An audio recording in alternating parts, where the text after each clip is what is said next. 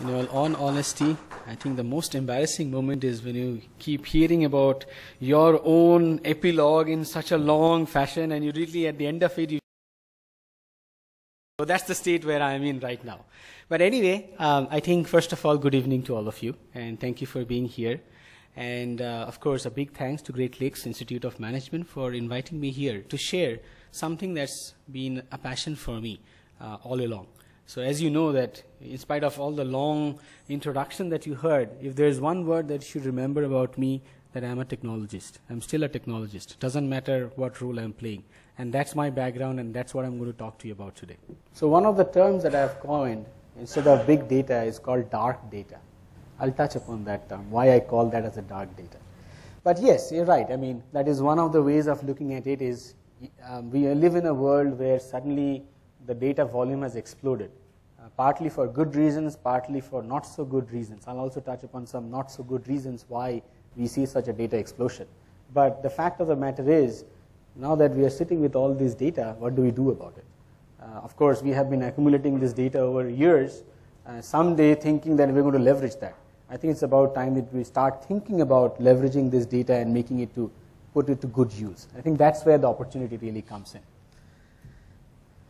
Nothing much, it's just a small timeline. And if you look at it, I mean, yes, it is an exponential growth curve that we see as far as how our world around us are changing. I still remember when I was first in engineering college, used to have this one big mainframe which used to be like the darling of the entire CS department, and I was not in the CS department. So it used to be like a hell to even get type on that thing.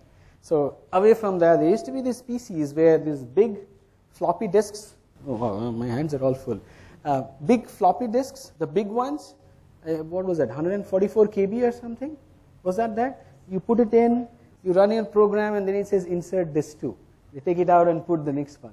So I think that's the era where it all started. But truly, I think a revolution that Microsoft brought in, which is bringing the small, big thing into the little world and putting it in all of our hands. And I think that's where really a true revolution started.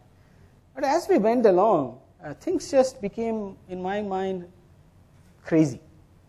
And I think one of the craziest points happened is when mobile devices came in. And then the other crazy point that happened is when the tablets, which is a very recent phenomena, that came in. And all that has happened is, it has really taken the entire computing world from this big box to the small box to something that I just carry in my pocket, which probably has more power than the space mission module that landed on the moon. I mean, this is how powerful things have gotten. A calculator has got more processing power than the lunar module of Apollo. I mean, that's how it has become. And not only that, our consumption model has also changed. I'll tell you a story. So I have a laptop and I have an iPad. And I have two kids, 9 and 7. And one day they were just playing with my iPad. You can imagine what that is. It's either Angry Birds or some other bird dancing around. It's nothing useful but only games.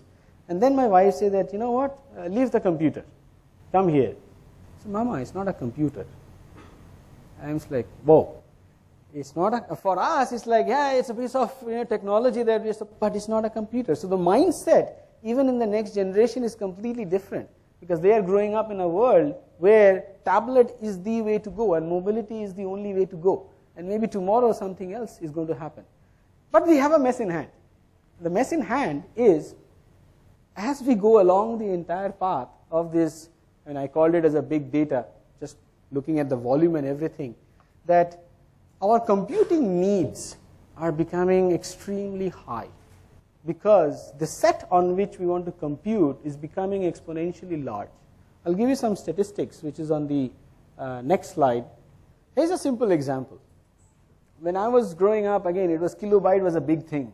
Now people talk about zettabytes. I mean, even petabyte has become like, back in the history. So literally, I mean, we had to really look up to find out what is a zettabyte. I think it's 10 to the power 21. That's the number of zeros that is there behind that. And I also looked up, there's one more word that has been coined after zettabyte, which is yottabyte. It is 10 to the power 23. But just to give a perspective, this was just a data that we pulled from one of the sources. Again, I don't necessarily believe whether it's 1.8 or 1.9, but just to give a scale what that is. If you put it in the perspective, that's in today's world 57.5 billion iPads, 32 gig iPads. 50 iPads is what is equivalent to 1.8 zettabytes. If you put a dollar value to it, that's $34.4 trillion. You pretty much put all the GDPs of the big countries in the world, and that's where it is. So over the period of years, this is what we have created. But this is not the most interesting part. The most interesting part is 90% of this data has been created in the last 2 years. That is the most interesting part. And if we grow at this particular pace, some analysts predict that by 2015 we'll have 7.9 zettabytes of data and so on and so forth. I think what it's important for us to realize is every single moment we are creating data. Every single moment. I know many of you are not tweeting, but I've had sessions where people just take out, tuck, picture, tweet, this, Facebook and all. They're creating data all the time. And I think this is what is the reality in which we are living in. As you heard, I lived in the US for quite some time, for about like 13 years. Every time I go back to the US, and this was like last May, I was there with family. So I was driving with my wife, and said that, you know what, this building was exactly where it is. The roads are exactly where it is. Nothing has changed. I mean, it's as if like it's frozen 5 years back. So how is it that this is one of the most progressive countries in the world? What's progressing? And then what we realize is actually the progress is not on the real material world. The progress is happening on the digital world. Because now everything is getting connected. People is getting connected through devices. Machines are getting connected with other machines. Cars are becoming connected. Everything is becoming smarter and smarter. So the digital world has become much more bigger than the real world. So maybe the real world things have all stagnated that you see, but once you go into the digital space, it's just exploding by the time. And at some point, and this is what really the big data challenge is. I mean, yes, it is volume, but you have to understand that volume is just one aspect. There is a lot of angle to the entire type of data that we create. One interesting example I give you, chat. How many of you chat? Right? Do you chat in English? It sounds like English, but it's not English. Right? For example, great, G48. Your, you are. Now if any of you are from the technology background, imagine a computer system which is now recognizing, like for example, select where you find the word your, Y-O-U-R. It's never going to figure out you are or G48. It's a different lingo altogether. So how do you think about such systems where it has gone to the phonetic world? And sometimes it's not even phonetic. It's like, local. So a chat to me is like a whole different language that emanated from English. Sounds like English, feels like English, but it's nothing that we have known before. How do you understand? This is a variety that we are looking at. We keep taking pictures, videos, audio. I mean, this is like the kind of data that is coming in is completely haywire. But they are meaningful to you, meaningful to them. Facebook. My wife uses Facebook primarily as a photo album. How many of you do that? It's a photo album. It's like millions and millions of photos people are clicking and posting and putting, I was there, I was there, I was there. But that's the reality of today, that we are creating data day in and day out without even thinking the consequences. Because how many of you are interested to know about a tweet or a Facebook post that happened last month? Have you ever even cared? I don't even know whether you can find it or not. It's all what happened today, now. And once the now is gone, the importance is gone. But it's stored somewhere. Somewhere for eternity somebody is maintaining that, thinking one day we'll leverage that. And that's the challenge that we are going to deal and talk about, that how we can really look into this huge data that we have been creating all over and leverage that for real actionable business as well as personal usage. That's the challenge of the big data. Let me just go back. I'm going to jump around a little bit. This is just a cluster of some of the sources of data that we look at as of today. I mean, you look at documents, PDFs, Twitter is present there, Yes, Facebook has made its way, LinkedIn.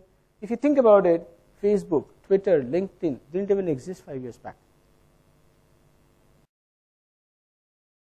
I'll just go back to the first. Look, just in 2010, what we are looking at. If Facebook were a country, it would be the 5th largest country in the world. 1 billion population. Maybe 3rd largest right now. Right? I just imagine that's the concept, that's the power. YouTube, 4 billion views per day.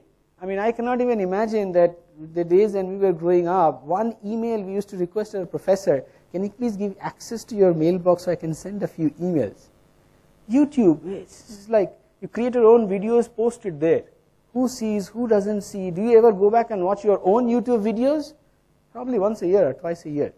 It's meant for others to see.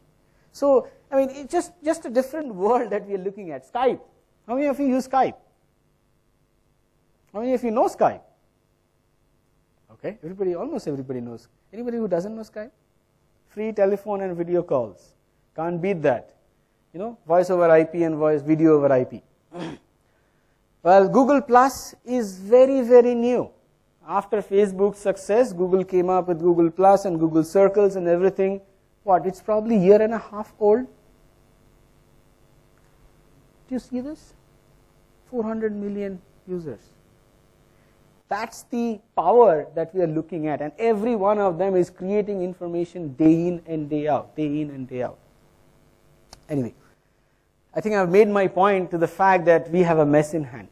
And there's also something that I feel there's also an element of, there's two elements. One, what I call as a data phobia, and the other one is data as an asset. Data as an asset is something that people have started calling it.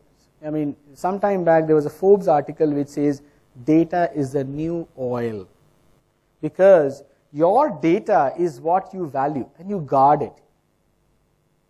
I mean, this is especially in the corporate world, it's my data.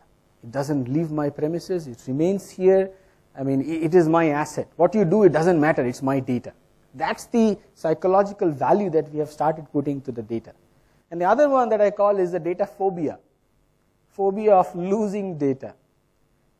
Even in your personal life, I know in my home, my home desktop has got a backup, and the backup has its own backup, just in case if I lose it. But how many times do I ever go back to really find something, that a file or something years back? I don't even remember what happened there. But this is also creating this whole proliferation of the same data over and over again and backing up, incremental backups. Nowadays you get these hard disks which are like 4 terabytes, personal backup, 4 terabytes. Just imagine the size that we are looking at. So, what do we, and this is what I call as the dark data. Dark data is, it's there, it's adding me no value, but I have assigned a mental value to it, because I'm pricing that, and with the expectation that someday I'm going to get some value out of it. So I think it's high time that we really look at this pile of dark data and put it to good use. And that's where the big data and some of the technologies that I'm going to talk about later down the road, how it's going to help us get there, to get some meaning out of what we have been storing for posterity forever. I'll give you one anecdote. And when I was looking into big data, I came across this concept called digital afterlife. Have you ever heard about this concept called digital afterlife? Anybody? This was a unique thing that I heard, and it just blew me off. This is actually a few startup companies which has come up with it. Okay, it's a little bit hard to grasp, but, or hard to gulp. You have been creating your digital footprints all along. Your Facebook accounts, your documents, your tweets and everything. Who inherits that once you die? I'm serious. Digital afterlife is all about who owns that personal data, who bequeaths that, as is inherits that once you pass away. That's called digital afterlife. There are concepts that are coming out that tomorrow you can probably sign a will that what happens to my Facebook account after I die. And I was like, this is crazy. But it's important. I think the message is important, that it is being valued as an asset. I think that's the crux of the thing, that wow, now I can think there's a intrinsic value that I've attached to it, that I now can bequeath to my kids or somebody else who now can see what I did and what I left behind. A digital afterlife. Maybe it's an after laugh for me to think, is like, where is the world going, thinking about those. But coming back to our own thing, this dark data that we have, I think it's as I mentioned, each time that we have to put it to use. And analytics is one of the great ways of looking into it. Because once you store information, you really want to understand what is there inside that information so that you can take proper actions. So if you look at the world of analytics, there are two things: getting the data, analyzing the data, and then taking actions based on that particular data. It's three simple things. Getting the data, assume that you have enough pile of dark you analyze, and how do you take action. So if you look at this entire process, one key thing that is very, very important is the timeliness of taking the action. How much latency do you event that happened? You ask a question, for example, how are my sales in China last month? You ask the question, and by the time you get the answer back, maybe the whole world has changed by then. So that time we call it as a latency, the time to ask the question and get back the information. And then for me to process and then take an action is the most critical thing. And in order for us, in our current business environment, that time near real time. So there are two concepts that are very, very important whenever we look at analytics: the size of the data, or the big data that we are processing, and the latency. How fast can I process and consume and take action? As much real time as possible. So two concepts that I'll dance around quite a bit, which is real time and the big data story. This is something that's true. How many of you know what a KPI is? All of you know, right?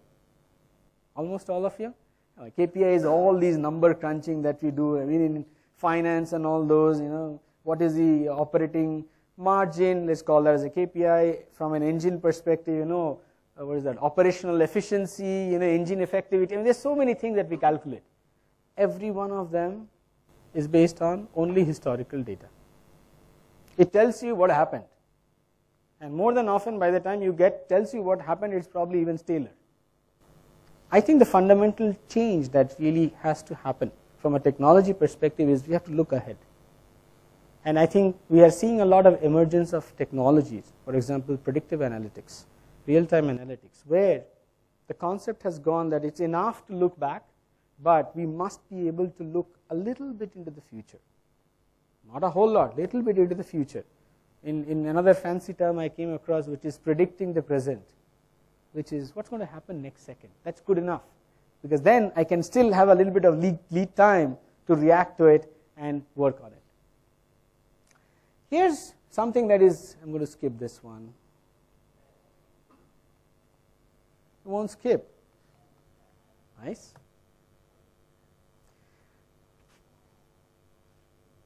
Here's the graph that I was talking about, which is the time to act and then the value that I get out of analyzing the data. And there are various points: data, the analysis part, the information which is delivered, and the action which is taken.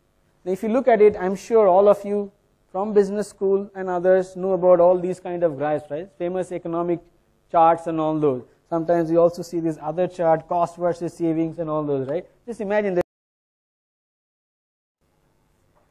And what we really want to do is this: we want to move along the curve. Again, another classical thing, academic thing. Reducing the time that is taken between each of these steps. What you are doing is, if you travel along this curve, you are actually increasing the value. So the timeliness, as much real time as you can take the action. That means analyze and take the action, the more value that you get. That's the simple premise of the entire big data and real time analytics. And not to mention this, everybody heard the term time is money, right? this is savings, big savings. So what we did in SAP, this one doesn't work. It works? It worked. What we did in SAP, and I'm going to talk a little bit about some of the technologies that SAP has been working on, especially to look into this particular scenario, which is how to process in real time big sets of data. That's as simple as that. What we realized is something that is very interesting.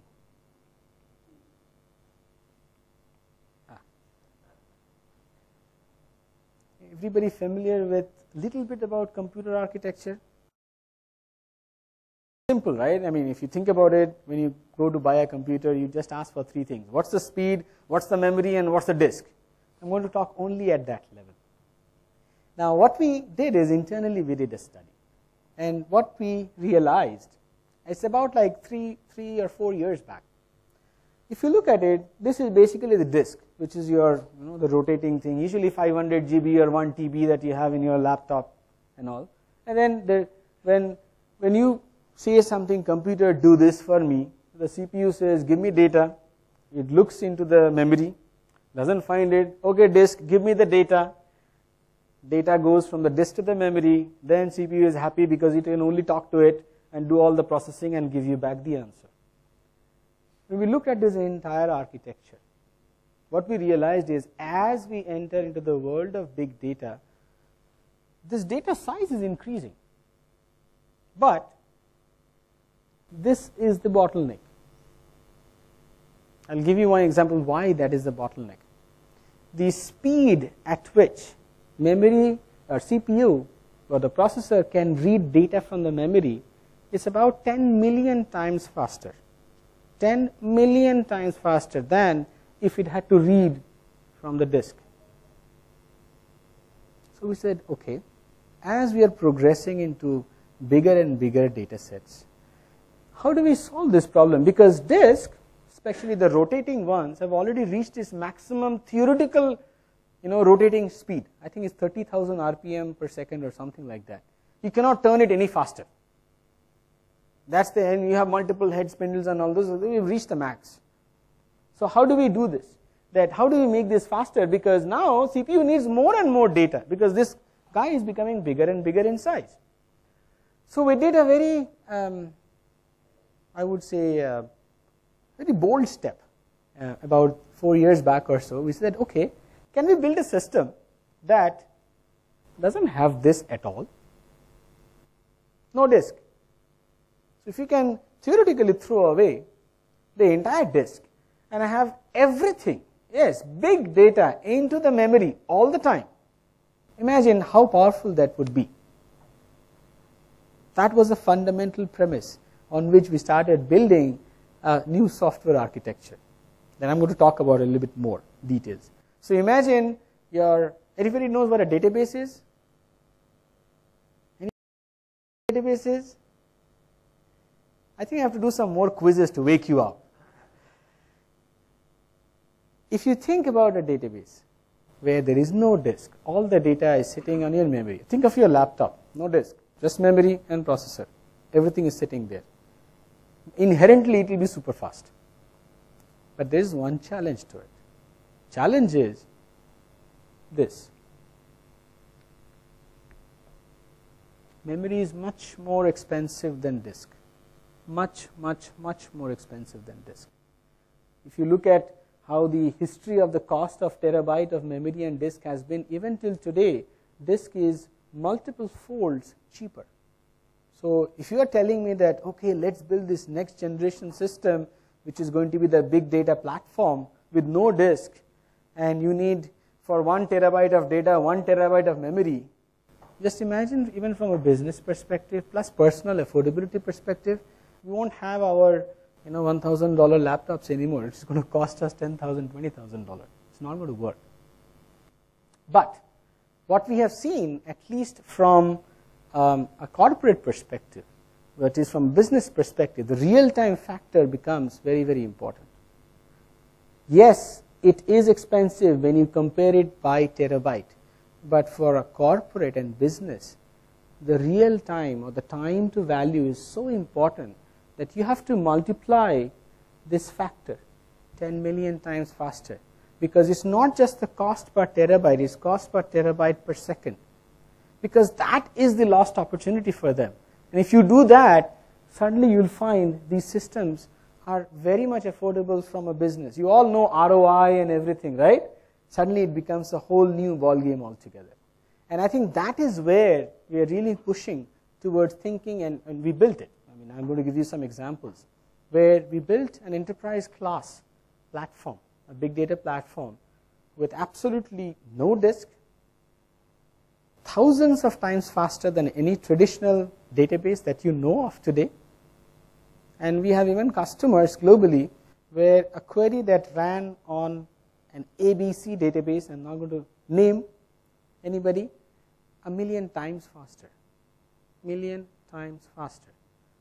Now imagine these systems are now capable, and believe me, this is what we call as the in-memory technology. So those of you might have thought, what is Andy doing, Vice President of in-memory platform technology? I was actually part of the R&D for developing a system like this.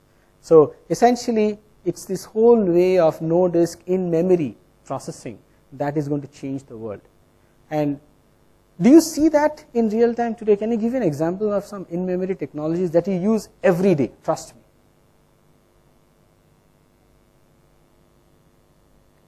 Google search engine. It's in memory. They are the pioneers of that. Just imagine how many searches they do. It's all running in the memory. Facebooks, they have their own architecture. eBay, they have their own architecture. These are all the pioneering in-memory technologies that were all custom built. These are not standard hardware that were brought out. They architected the system. That's how it scales. Today, if you type in Google search, it actually even preempts what you are searching for. Just imagine, it is even preempting that. It's called type ahead. It's even typing ahead before even you can type, and then producing the result. It's not possible by any kind of disk-based system. These are all in-memory systems. So with all this, we are seeing that with the emergence of big data and the need for real-time processing, in-memory technology is becoming a mainstream. I'm not here to give you a technology thing, but it's more about a mind shift change, that why the need for the business is forcing us to invent systems that are radically different than what they were before. I'm not going to talk a whole lot about HANA because this is not an SAP's preaching session, but just in case if you want to know what is the product that SAP has built, it is called SAP HANA, H-A-N-A. And there are a lot of places, a lot of information that you would get. But my fundamental thing that I want to impart to all of you is, in-memory is the way to go. You cannot deny that fact anymore, like we cannot deny the fact that mobility and iPads are. I think that's the reality of today. There's something very interesting that happened. I mean, we are a 41-year-old company. We were founded in 1972, headquartered in Germany. And just to give you a background of enterprise applications company. So you name any big company in the world, for example, the Fortune 1000 across the globe, 98% of them are our customers. Globally, we have about 225,000 customers. You name any big company in India, they are our customers. So we have been providing business applications and software to those companies. This is what we have done in the last 40 years. And believe me, we have a lot of software within our company. You name of any business functions, we can probably give you 10 options of doing that particular thing. But after 40 years, our board member, his name is Dr. Vishal Sikka. He is actually the father for HANA. He pioneered the whole technology when he was the CTO of the company, and now he's a member of the executive board. He realized one thing, that not all the world's applications will be built by us. We can only build a small set. That's what we have been building. We can make that better and faster, powered by a platform like HANA, and make it even scalable and all those with large volumes of data and everything. But we're not going to build the apps of the world. You see these new age apps, the iTunes, the Google Play. Just see how apps are being built, and some of them are like out of the world. So I think in a way that big, because most of the enterprise companies have always been indoor. My technology, I build it, I give it to you, you use it the way that I'm telling you to use. That world is gone. Today, at least my kids or even myself, I download an iPad app. If it doesn't impress me in the first 30 seconds, dump it. Because I have 20 other choices.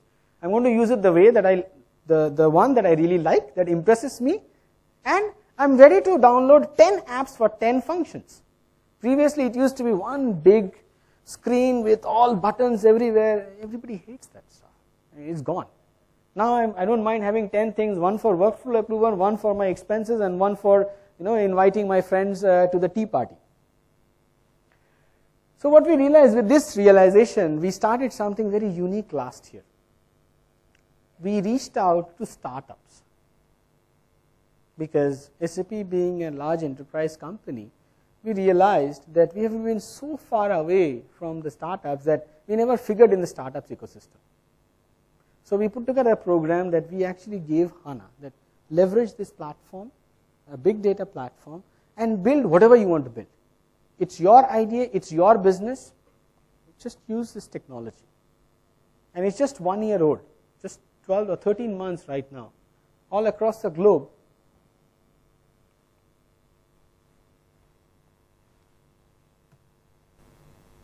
$650 startups as of today, just in 1 year. And some of them are doing some really crazy stuff. I'll give you some examples of crazy stuff. One company I cannot tell the name because all startups are very protective about names and ideas and everything. What they did is they put GPS chips in the legs of cows. It's a huge, it's in the Scottish Islands somewhere. They have large cattle farm, huge, millions of cows. They put GPS chips on the legs of cows. And in real time, they are actually sending how the cow is moving, their movement, the GPS location. They put that into the HANA in the real time. And what they are trying to do is, they are trying to trace the walking pattern of the cows. You know why? Because by analyzing the walking pattern of cows, they can segregate whether it's a sick cow or they can easily real time identify that this cow is falling sick by the way it's walking. Quarantine that. I mean, again, these are just examples of crazy things that we will never build, but it's only possible because of a platform that is enabled of building it. I'll give you another example. I can even play a video if that's possible. Taudyne, it's a company. What they did is, they took space probe data, three-dimensional space probe models. What they did is, they built an entire space model. So you can actually sit in a rocket ship, and you can just guide your rocket ship at warp speeds. Everybody knows what a warp speed is. Warp 1 is speed of light. So you can drive a rocket ship at 100 warp or 200 warp. You are literally crossing the universe, or this is the visible universe that we know. And in real time, HANA is computing based on your position, what will be the field of view of the stars that you will see. Now, we would have never built such a system. But this is what it actually, and these are all big data scenarios. Don't think that it's always about purchasing and documentation and this and that. This is where the world is going. And I think the truest thing that I talk about big data is, there are various things that we can do. It's only limited by our imagination. Of course, you heard about sentiment analysis. That's the most, I would say, it's done, move on. Everybody does sentiment analysis. Can you do more important stuff from user reviews, topic extraction? What is the most important feature? For example, today morning I was seeing a demo. Somebody built a prototype on HANA. They took user reviews of restaurants. And I told them that, I have a problem. Sometimes I feel like eating dosa, but I don't know what's a good restaurant around where I am who has the dosa which is most rated by the people. And rating means not just rating like stars, but users comment. Can you help me design a system where I give you this dump of reviews and you tell me based on where I am, where's the best place because I feel like eating a biryani. Where do I get it? They actually built it very simply on the HANA with HANA's inbuilt unstructured data analytics to find out a solution. The reverse was, I landed up in this restaurant. What are the top 3 dishes? I'm sure you would also want to know, right? You always ask the waiter. I ask the waiter when million others have already told what's the best thing. I want to know. They built such a system, they just demoed it. It was just brilliant. So I think this is just mind-boggling ways how people are really thinking about, big data and how we can process and all things that we would not see. But I think this is something that even it's a challenge to you all, even from a business perspective. Think about it. These are business opportunities that didn't even exist. We could not even think about doing a real-time calculation of star maps. The system didn't exist. It will never even come back on a traditional system. How do you do that stuff? So there's a lot of opportunities that opens up that you may think it's impossible yesterday, but it's possible today. And that is the business opportunity we're looking at. There's another one very interesting, two more examples. This is live actually in the airport of Boston. It's a real-time event processing. So various events are happening. Somebody is walking in, some announcement is happening, some delay is happening, and how many people are being sidelined in the security check to actually do the further scanning and things like those. Each bit of information is being collected, processed in real time, and it's throwing out what should be the alertness, security and threat alertness for the airport. Real time. That's the kind of things that people are doing. There's one other very interesting example, which is real-time credit card fraud prevention. So today, and I have had these miserable experiences, you swipe a card, I call up my bank that, I didn't do that. No, you first pay it, first you get the invoice, you pay it, and then you raise your objection. It's like, of course, I'm calling you because I know it is not my transaction, I'm telling you right now. In US it's a little bit better, but still, it cannot prevent it when the transaction is happening. There's one startup company which has built such a solution which is live. So essentially when you are swiping, at the time it takes to swipe and the authorization is come back, it's actually scanning through your entire profile of transactions that you have done. And based on that profile, there are statistical models which is telling this is an abnormal transaction and it will not come back. It's in real time. So you don't even get your approval back. It's doing your entire pattern analysis in real time for millions of transactions across the globe. We could not even think such a system before, but it's possible. And these are real startups who are actually doing this stuff. So my question and my challenge to all of you is, yes, we can learn big data in all theoretical ways. We can define it as 3 V's and 5 P's and 4 C's. But the most important thing is we think about a problem today, and even if you think that is not possible, believe me, the technologies of today that are evolving, not just from SAP, from a lot of other companies, it's possible to do that, what you think is impossible in your mind. And you all, from a business mind perspective, you can always put this entire business plan and revenue growth projection and everything around it to create the business model around it. So my question and my request to all of you is, if you want to know about SAP's approach towards big data, you have to just remember one thing, just this URL. It's got everything. You can learn, there's academy, there's software that you don't have to buy, it's all free, by the way. You can take part, there are idea centers where you can submit your idea and people will review and tell you. You can even get connected with people who can help you implement your idea. You can even get connected with startups who are actually working with HANA. So I think holistically, if there's one thing that you have to remember more, if you're interested to explore about this, just this simple URL, saphana.com. That's it. So again, coming back to big data, it would be really undermining the whole cause if we only think big data as a big data business problem. it can really open up a lot of doors that we as personals can also take care of it. We can, as individuals, we can build software that can help our own, communities, including us. So think crazy, and that's a big data problem. Think what is not doable. That's a big data problem, and believe me, it's going to be doable. So thank you. With that,